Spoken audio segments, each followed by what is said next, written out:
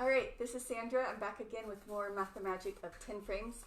We've been talking a lot about an abacus and 10 frames and how these can revolutionize the way we see math and our kids see math. So I had a lot of fun with you guys last week, and I have the opportunity to be here again today, so I wanted to continue the theme. Last week we talked about addition, triple digit addition, and this was kind of the takeaway from that. So if you didn't receive this yet and want it, just ask and I'll send this over to you. This is a ball game. Let's play ball with triple digit addition and understanding place value within 10 frames. So today we're going to continue on with that idea, but talk about subtraction. And I changed the storyline a little bit because it fits so well with St. Patrick's Day. So we have a going for the gold activity with very hands-on, tangible 10 frames. And then along with this, I've created an entire 20-page story that tells a story about how the leprechauns have the gold at the end of the rainbow and you need to go in and get it.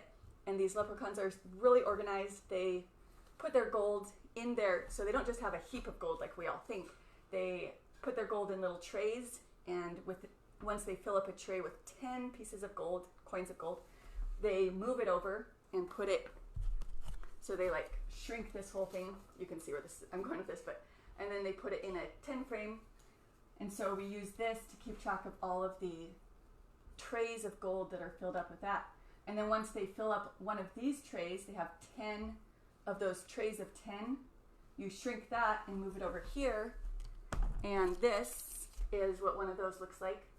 So you can extend this. I have more in the packet if you want to go up to the thousands.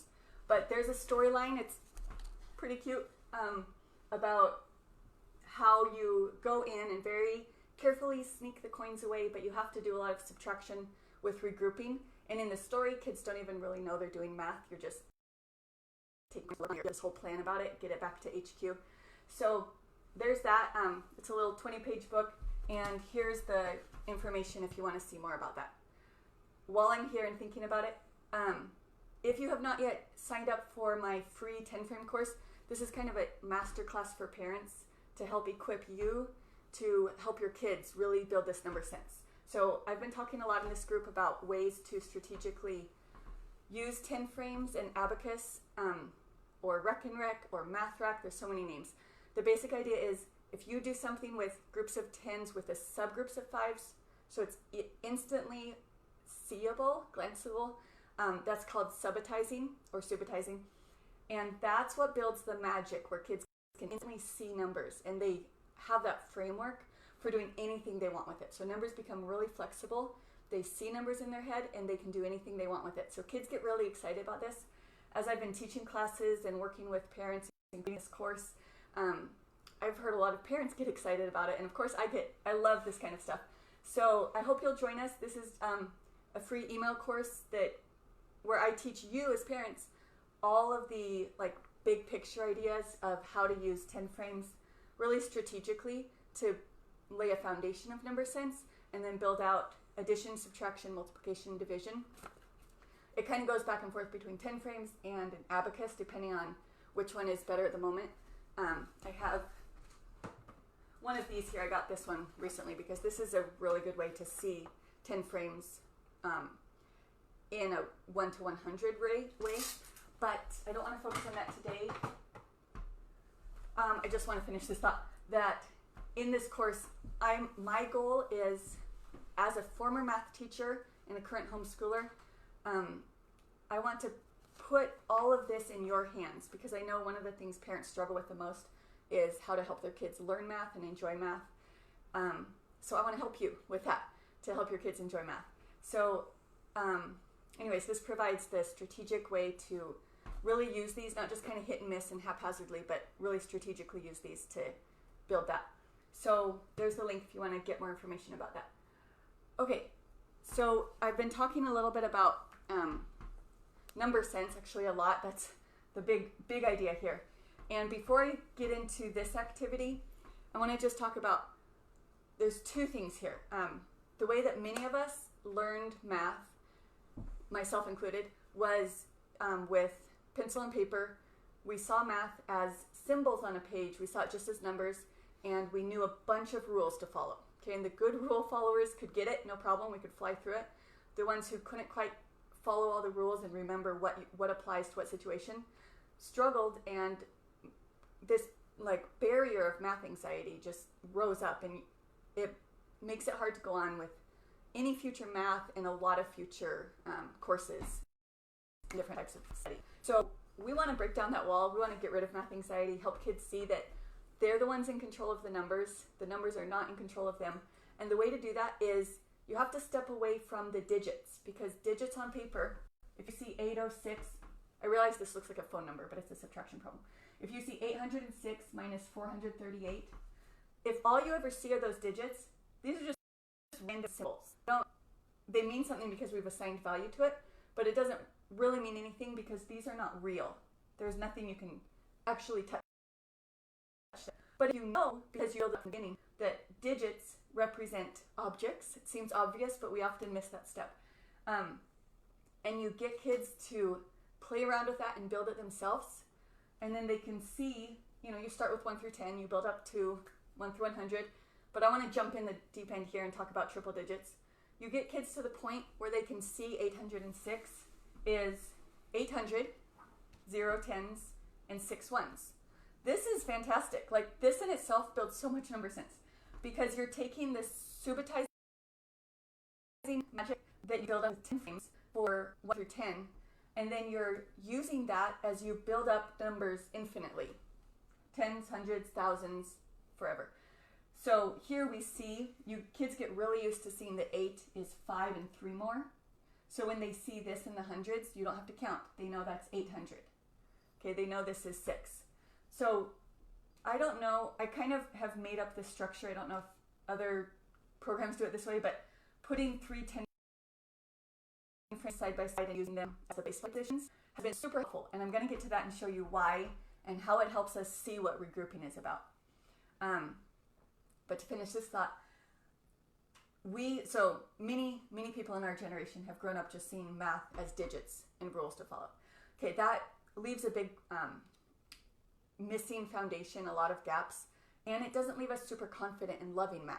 So we want to get our kids confident, really good at math, loving it, and the way to do that is to help them see beyond the numbers, see what numbers represent objects, groups of objects, and those are in your control, okay? So the last thing I'll say on this point is we want to get kids to the point where they're building number sense. They're not just doing math. And the best analogy I have for that is GPS.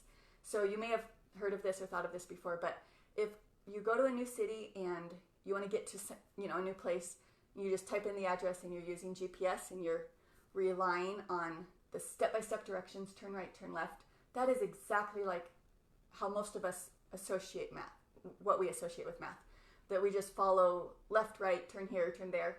If you get lost, GPS will reroute you, but it takes forever, and it doesn't even tell you it's rerouting you. It just says keep going, so that's kind of crazy.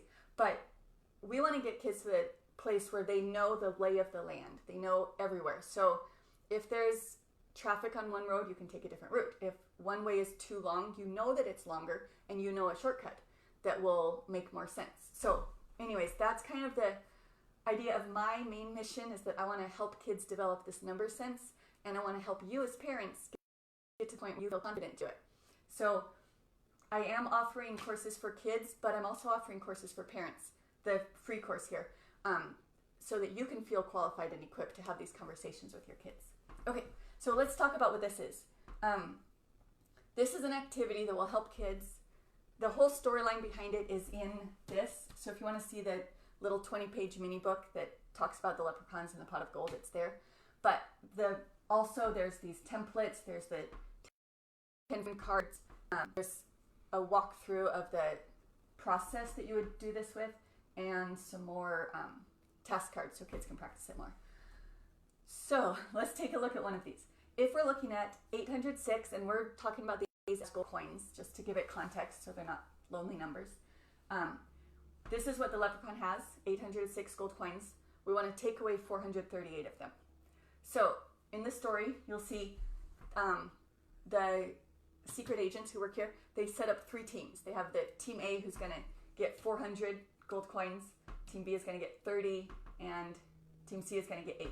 And you see by doing this that this is not just a 4 and a 3 and an 8. You see this is 30. And better than that, you know it's 30 is 3 10s. So here, we're not doing that number on this. We're taking that away. But you would see it as 3 10s and you would know that that's 30. Then when you fill up the 10 frame with 10 in each, you can see that's 100. So you shrink that down, put it here. So this is 100. Okay, so that's going to help us because we're going to go in here and say, what can we do? And my favorite way of doing this is not laying out for the kids, but doing this part with the kids so they see whatever age they are, whether they're 5, 15, 55. This is a good hands-on get into the math experience. So lay this out, talk about what it is, and then say, what would you do? How would you take away 458? So kids can do any number of things, actually. I'm going to show you one way, but it's really good to have these math talk conversations with your kids and give them a chance to just play with it. Maybe it makes the most sense for them to take 400 away right away. That's totally fine because when you get a sense for what numbers are, you're a lot more free to do something that makes sense to you. And you'll get the right answer. So sometimes doing it in your head that way is a shortcut and it's faster than the traditional algorithm. Okay, but I'm going to kind of do a compromise. I'm going to do the process of the traditional algorithm, but on paper here. So we want to take away 8. We have 6 gold coins. There's not enough. So you go next door. I purposefully did this as a 0 because this is what stumbles so many kids. They don't know what to do. I have to borrow 8. There's nothing here. What do I do? You go next door, but then most kids kind of falter at that point. How does that help you? So we want to talk about it. We need 8 gold coins, 8 of these. Nothing here. Do we have 8 gold coins here? Well, yeah, we have 800. So you take out one of the trays, because you take them in pieces. This tray, kids will know by now, has 10 10s. So you think, we need 8 pieces. We have 100 here. So we're going to replace this with 10 10s. And then we're going to see how fast I can do this. We don't need 10. We only need 8. Like literally 8 of these circles. So this strategy is technically called the take from 10 strategy. It's slightly different than what we do on paper, but it's much more intuitive and it makes a lot more sense as kids are doing it. So this is the same as what we just took away, but we're not done. We need to take away 8 gold coins. Okay, this tray right here has 10. If we take away 8, how much is left? Okay, if you build up the number sense with 10 frames, they'll see that because they know they're combinations of 10. That's the combinations of 10 are key to everything. So they'll know if you take away 8, you have 2 left. Okay, so we take away 8. That's in our pile of what we have. But there's 2 left. So you put the 2 on there. Now, we took our 8. Now we need to take 3 10s away. Okay, at this point it's easy. You filled it up, so you just take 3 10s away. And then you need to take 4 hundreds away. So you just take the 4 hundreds away. Okay, so the more you do this with kids, did I do that right? It's hard to talk and do math at the same time. I hope I did that right. The more you do this process with hands-on, it's slower, of course, because you're actually moving objects.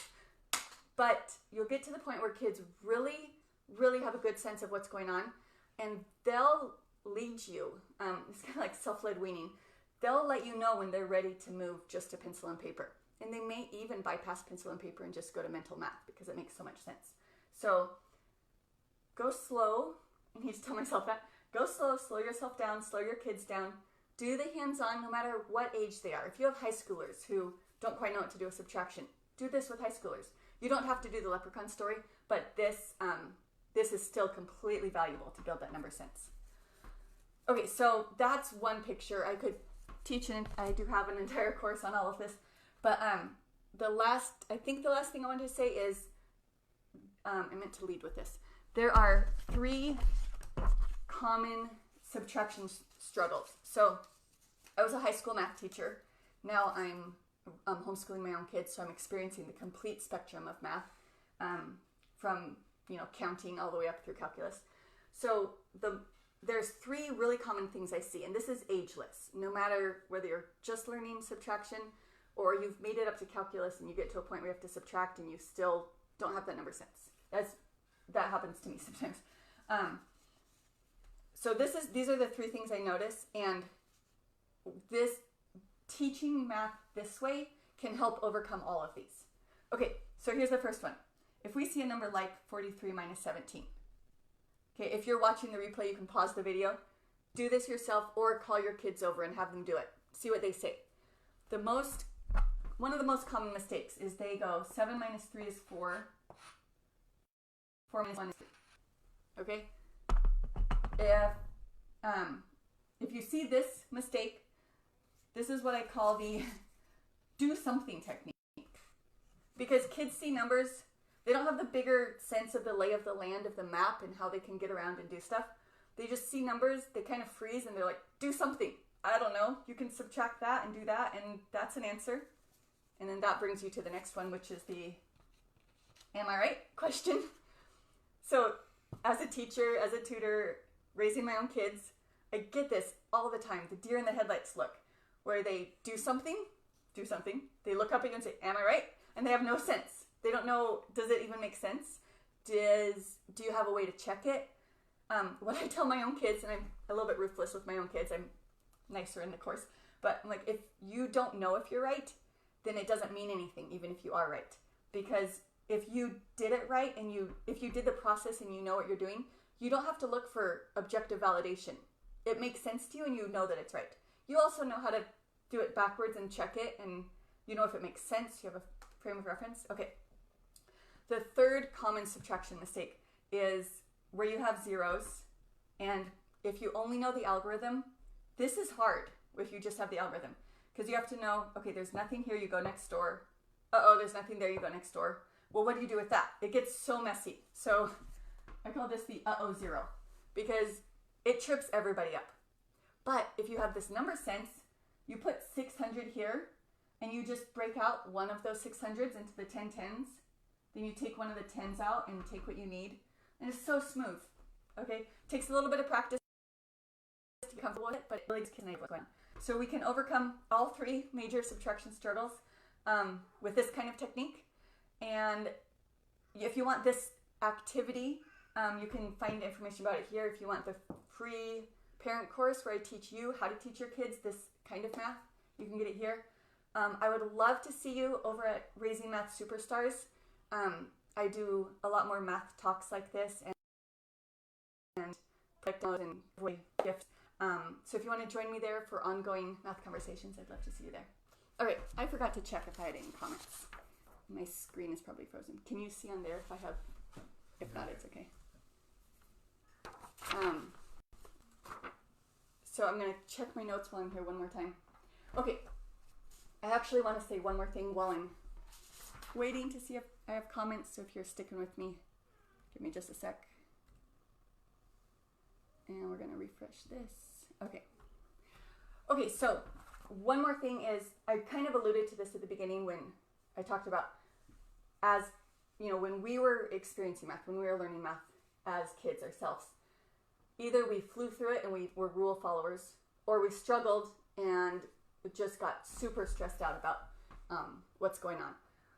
So our kids obviously have the same options. They'll either be the rule followers and just get it, or they'll struggle and need a little more help. So the point I want to make is, the ones who struggle are the ones who are going to be so much better. Okay? If you just fly through it, you do everything right, you don't even have to think twice about it, you're going to be skating on the ice, and it looks good. You get all A's, you fly through it, you can do anything, but you can only do anything within the context of what you know. The ones who struggle and need the hands-on, everybody needs the hands-on, but the ones who take the time to do the hands-on and think through it can apply what they've learned to something else. So that struggle becomes their superpower. So if you think you have kids who are struggling in math, turn that struggle into their superpower, because it really will, by going deep into this number sense. Okay, so read these notes here that I have. The kids who are able to slow down, touch things, make things, break things, make mistakes, realize when something is wrong, be frustrated in the struggle, and be jubilant in the breakthrough. I do this with my own son. We have math talks almost every day. he'll get to the point where he's so frustrated. He's like, just doesn't get it, but he's so close. He's almost at the finish line of something. And I don't know the answer. He's doing the am I right thing. And like, if you don't know if you're right, then it doesn't matter if you are right. But when he breaks through that and he realizes what the answer is, the solution, he is so happy, and it's worth all of the struggle. So I want that for your kids too. It's really fun for everybody. Because those are the moments where those forever connections are made in your brain. So you're not just borrowing math facts, borrowing rules, and then they fall away when you need something else later in life, but you own the information when you really get it. Okay, so that is my speech. I'm scrolling here to see if I have comments. Not yet. Okay, if you have any questions or thoughts, leave those. If you want this game, just drop a note. If you've played this game from my last video, I would love to hear your experience with it. Anyways, talk to me. I'll talk back to you in the section below. So just let me know this is at this link. That's all. Thank you so much for watching.